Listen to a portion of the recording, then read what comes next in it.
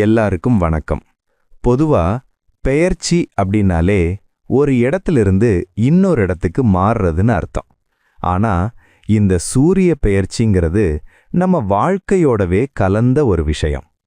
சூரியன் ஒரு ராசியிலிருந்து இன்னொரு ராசிக்கு மாறுற அந்த நேரத்தை தான் நாம மாதப்பிறப்பு அப்படின்னு சொல்றோம். இது வெறும் கேலண்டர் மாற்றம் மட்டும் கிடையாதுங்க. விண்வெளியில சூரியன் நிலையா இருந்தாலும் பூமியில் இருக்கிற நம்ம கண்ணுக்கு சூரியன் ஒவ்வொரு மாசமும் ஒவ்வொரு வீட்டுக்கு போற மாதிரி ஒரு பிம்பம் கிடைக்கும். அதைத்தான் நம்ம முன்னோர்கள் அழகா கணிச்சு வச்சிருக்காங்க. இதுல ரொம்ப முக்கியமானது என்னன்னா, சூரியன் மேச ராசிக்குள்ள நுழையிற அந்த நேரம்தான். அதைத்தான் நாம சித்திரை திருநாள் அப்படின்னு கொண்டாடுறோம். சூரியன் தான் உலகத்துக்கே வெளிச்சம் கொடுக்கிறார். அவர் ஒரு இடத்திலிருந்து இன்னொரு இடத்துக்கு மாறும்போது அது இந்த பூமியில் இருக்கிற செடி கொடி மனுஷங்கன்னு எல்லாத்துலேயும் ஒரு தாக்கத்தை ஏற்படுத்துது. சொல்லப்போனா சூரிய பெயர்ச்சிங்கிறது ஒரு புது ஆரம்பம். பழசையெல்லாம் விட்டுட்டு புது உத்வேகத்தோட அடுத்த கட்டத்துக்கு போறதுக்கான ஒரு சிக்னல் இது. ஜோதிட ரீதியா பார்த்தா சூரியன் தான் ஆத்ம காரகம் அப்படின்னு சொல்லுவாங்க. அதாவது நம்ம மனசுக்கும் தைரியத்துக்கும் அவர்தான் அதிபதி. அதனால தான் சூரியன் மாறும்போது நம்மளோட எண்ணங்களும் செயல்களும் கூட கொஞ்சம் மாறும்னு பெரியவங்க சொல்லுவாங்க. இதை நாம நம்பிக்கையோட அணுகணும். இயற்கை கூட இந்த நேரத்துல தன்னை புதுப்பிச்சுக்கும். மரங்கள்ல புது இலைகள் வர்றதும் பூக்கள் பூக்கிறதும் இந்த கால மாற்றத்தால தான் நடக்குது. இந்த சூரிய பெயர்ச்சி நேரத்துல நாம பண்ற தான தர்மங்கள் வழிபாடுகள் எல்லாமே நமக்கு ஒரு பாசிட்டிவ் எனர்ஜியை கொடுக்குங்கிறது நிதர்சனமான உண்மை.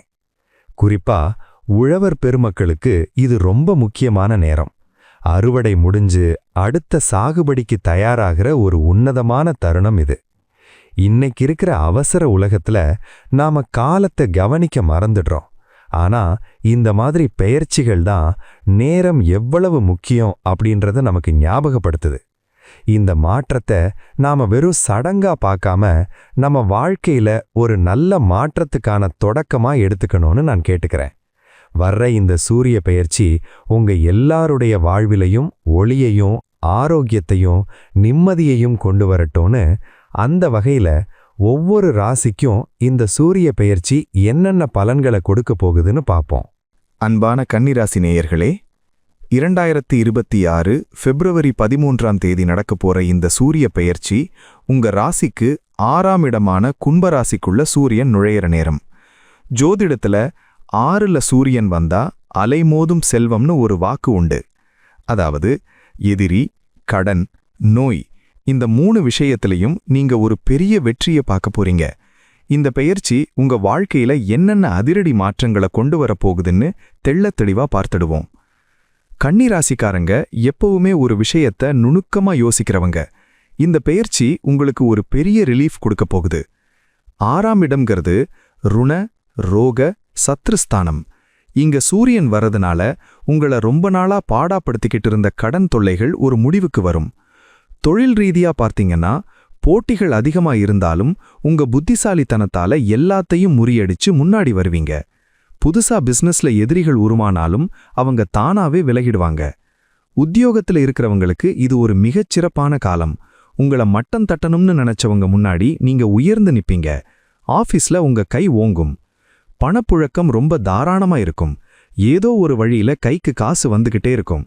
ஆனா வர்ற காசை வச்சு பழைய கடன்களை அடைக்க முதலிடம் கொடுங்க. உடல் ஆரோக்கியத்துல நல்ல முன்னேற்றம் தெரியும். ரொம்ப நாளா இருந்த கை கால் வலி இல்லனா செரிமான கோளாறுகள் இப்போ சரியாகும். ஒரு புது தெம்பு உடம்புல பிறக்கும். கோர்ட்டு கேஸ்னு ஏதாச்சும் பஞ்சாயத்து ஓடிக்கிட்டு இருந்தா அதுல உங்களுக்கு சாதகமான தீர்ப்பு வர்றதுக்கு 100% வாய்ப்பு இருக்கு. மாணவர்களுக்கு இது ஒரு சூப்பரான டைம்.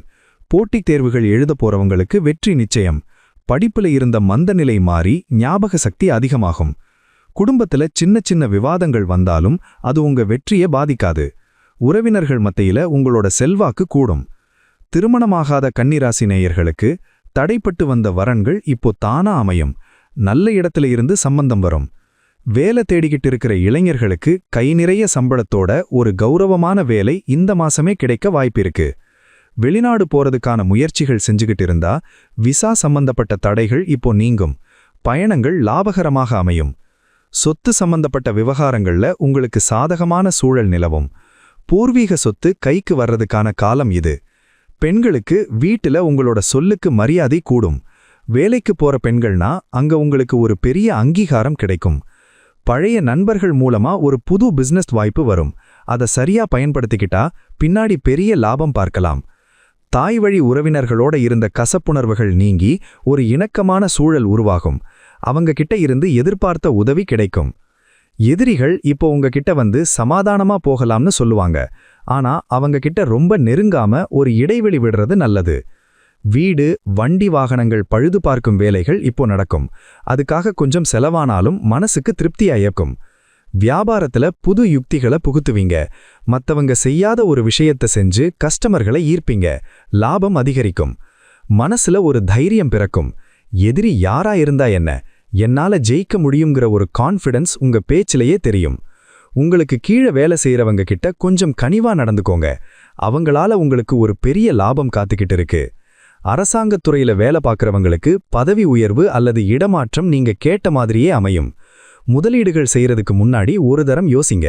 ஷேர் மார்க்கெட்ல இப்போதைக்கு ஆவரேஜான லாபம் தான் கிடைக்கும். தன்னம்பிக்கை தான் உங்களோட பலம்.